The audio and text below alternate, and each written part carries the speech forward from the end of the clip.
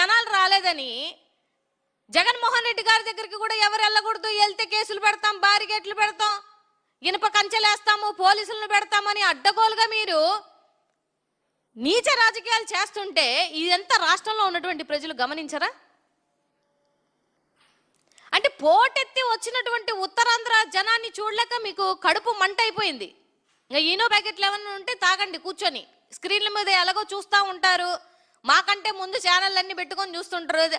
జగన్మోహన్ రెడ్డి గారు ఎప్పుడు దిగారు, ఎలా వెళ్తున్నారు, ఎంతమంది జనాలు వచ్చారు, ఎందుకంటే మీకు ఇంటెలిజెన్స్ రిపోర్ట్ వచ్చేస్తుంది, ఆ విషయం మీకు కూడా తెలుసు. అందుకని ఈ దారిలో వెళ్ళండి, ఈ దారిలో వెళ్ళండి, ఆ దారిలో వెళ్ళొద్దు, మీరెవరండి చెప్పడానికి? జగన్మోహన్ రెడ్డి గారు ఏ దారిలో వెళ్ళాలి, ఎలా వెళ్ళాలి, ఎంతమందితో వెళ్ళాలి, ఎంతమందితో వెళ్ళకూడదు అని చెప్పేటువంటి హక్కు మీకేముందని అని అడుగుతున్నాను నేను.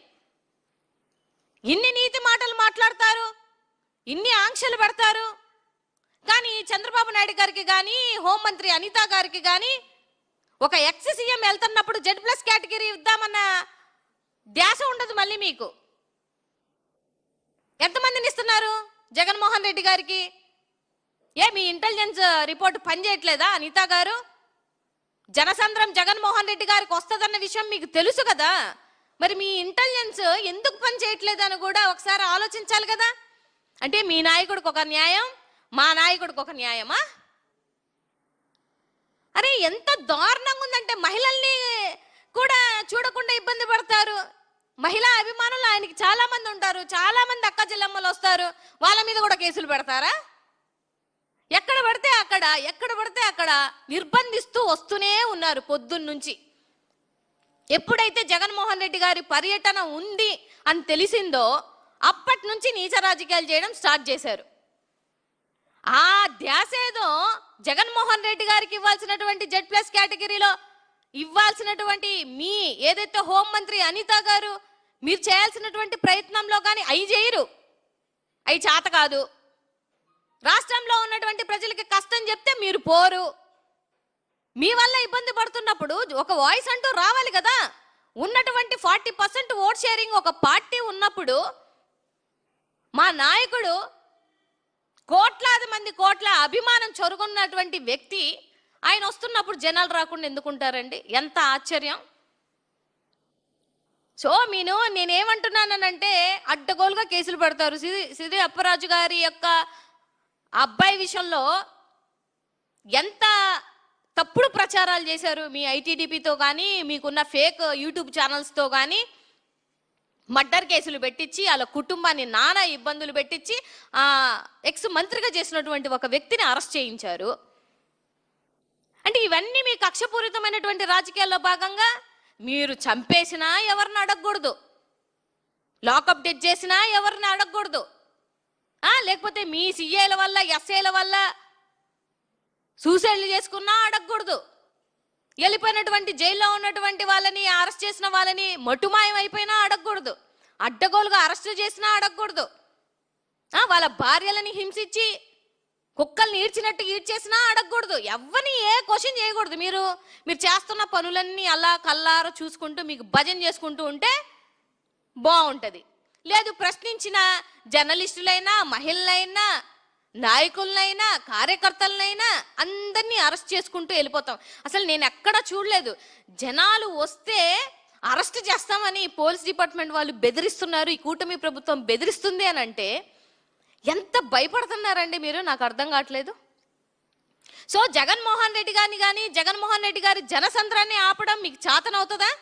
ఈ 2 సంవత్సరాలలో ఏ రోజైనా ఆయన ఒకసారి మాట ఇచ్చిన తర్వాత నేను వస్తాను, నేను ఆదుకుంటాను అని చెప్పిన తర్వాత ఏ రోజన్నా ఒక్కరోజన్నా వెళ్ళకుండా ఉన్నటువంటి ఒక సందర్భం ఉందా?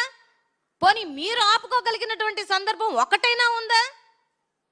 అంటే ఇవన్నీ మీ చాతకానితనానికి నిదర్శనాలు. అరే ఒక కష్టం వస్తే ఇవాళ మీ పార్టీలో కష్టం వస్తే కూడా జగన్మోహన్ రెడ్డి గారే కావాలి. ఇవాళ యువతకి కష్టం వస్తే జగన్మోహన్ రెడ్డి గారు కావాలి, మహిళకి కష్టం వస్తే జగన్మోహన్ రెడ్డి గారు కావాలి, నిరుద్యోగ వృత్తి రాకపోతే జగన్మోహన్ రెడ్డి గారు కావాలి, తల్లికి వందనం రాకపోతే జగన్మోహన్ రెడ్డి గారు కావాలి, రైతుకి ఏదైతే గిట్టుబాటు ధర రాకపోతే జగన్మోహన్ రెడ్డి గారు కావాలి, ఒక మహిళని బట్టలు విప్పదీసి 10 మంది ముందు అవమానపరిచి ఒక ద్రౌపదికి ఏ విధంగా అయితే అవమానం జరిగిందో అలా జరిగిన జగన్మోహన్ రెడ్డి గారు కావాలి. ఈవెన్ మీ పార్టీ వాళ్ళని చంపేసుకున్నా కూడా జగన్మోహన్ రెడ్డి గారు కావాలి. సో అలాంటి వ్యక్తిని ఎంతకని మీరు ఇబ్బంది పడతారు? అలాంటి వ్యక్తి కోసం వస్తున్నటువంటి అభిమానుల్ని ఎంతకని ఇబ్బంది పెడదామని చూస్తారు మీరు? సో కాస్తైనా నైతిక విలువలు కలిగినటువంటి రాజ్యాంగబద్ధమైనటువంటి రాజకీయం చెయ్యండి. ఒకసారి కాకపోతే ఒకసారైనా జగన్మోహన్ రెడ్డి గారు గతంలో మీరు బస్సులు తగలబెట్టి దగ్నాలు చేసి హింసాత్మకమైనటువంటి చర్యలు చేసినటువంటి సందర్భాలు బోలెడు. కానీ జగన్మోహన్ రెడ్డి గారు ఎప్పుడు అలాంటి రాజకీయాలు చేయరు. చేయాల్సిన అవసరం కూడా జగన్మోహన్ రెడ్డి గారికి ఏ రోజు లేదు, రాదు. అలాగే వైఎస్ఆర్సీపీ పార్టీ కార్యకర్తలు కూడా ఎప్పుడు అలా విచ్చలవిడిగా బిహేవ్ చేయరు. ఎందుకంటే మా పార్టీకి ఒక లైన్ ఉంటుంది, మా పార్టీకి ఒక విధి విధానాలు ఉంటాయి. ఆ విధి విధానాలను దాటి ఈ 2 సంవత్సరాలలో మా కార్యకర్తలు కానీ మా పార్టీ నాయకులు కానీ చేసినటువంటి ఒక్క సందర్భం చెప్పండి. కానీ మీరు గతంలో చేసినటువంటి సందర్భాలు బోలెడు. సో నేనేం చెప్పాలి అని అనుకుంటున్నాను అని అంటే, మీరు రాష్ట్రంలో ఉన్నటువంటి సమస్యల మీద మీకు దృష్టి లేదు, రాష్ట్రంలో ఉన్నటువంటి జనాలు ఎటుపోయినా మీకు పట్టట్లేదు. ఈవెన్ దో మహిళలకు ఇబ్బంది కలుగుతున్నా కూడా చీమ గుట్టినట్టు కూడా లేదు. లేనప్పుడు మా వాయిస్ వినిపించాల్సినటువంటి బాధ్యత మాది. జగన్మోహన్ రెడ్డి గారు డే ఫస్ట్ ఓడిపోయిన తర్వాత ఆయన చెప్పినటువంటి మొట్టమొదటి మాట ఏంటంటే, వాయిస్ ఆఫ్ ద వాయిస్లెస్గా మనం ఉండాలి. ప్రజల పక్షాన 40% ఓట్ షేరింగ్ మనకేశారు కాబట్టి వాళ్ళకు అండగా ఉండాల్సినటువంటి బాధ్యత మంది అని చెప్పినటువంటి దమ్మున్న నాయకుడు జగన్మోహన్ రెడ్డి గారు. నేను ఓడిపోయానని మీలాగా ఎక్కడో పారిపోయి కూర్చోలేదు జగన్మోహన్ రెడ్డి గారు. లేకపోతే మీలాగా కరోనా లాంటి విపత్తు కూడా పట్టించుకోకుండా 3 సంవత్సరాల తర్వాత జగన్మోహన్ రెడ్డి గారు రాలేదు. ఓడిపోయిన రోజు నుంచి క్యాడర్ని ఉత్తేజం చేసుకుంటూ, నాయకుల్ని ఉత్తేజం చేసుకుంటూ, మళ్ళీ జగన్మోహన్ రెడ్డి గారు వస్తే మా పరిస్థితి ఏంటి అనే భయాన్ని కలిగించారు అని అంటే అది జగన్మోహన్ రెడ్డి గారి నాయకత్వం. ఆయన ఒక హోప్ని ఇస్తారు జనాలకి కానీ, క్యాడర్కి కానీ, కార్యకర్తలకి కానీ. సో మీకు 164 ఇచ్చారు, చాలా మంచి నెంబర్ ఇచ్చారు. చేయండి, మంచిగా రాజకీయం చేయండి, ఎవరు కాదన్నారు? ఈయన లోకేష్ బాబు గారు ఆయనకి సంబంధించకపోయిన శాఖలన్నింటిలో ఏలెట్టి మాట్లాడతారు. ఆయన దమ్ముంటే రండి. ఏంది దమ్ముంటే వచ్చేది? లోకేష్ బాబు గారు జగన్మోహన్ రెడ్డి గారికి మీ నాన్నగారు చంద్రబాబు నాయుడు గారిని కూర్చోమనండి, జగన్మోహన్ రెడ్డి గారు కూడా కూర్చొని సమాధానం చెప్తారు. ఇవాళ మీరు అడిగేది ఏముంది? గత 2 సంవత్సరాల నుంచి ప్రూఫ్లతో, సబ్జెక్ట్తో, నెంబర్స్తో, పక్కా ఇన్ఫర్మేషన్తో జగన్మోహన్ రెడ్డి గారు ప్రెస్ మీట్లు పెట్టారు. ఒక్కదానికైనా సమాధానం ఇవ్వగలిగారా?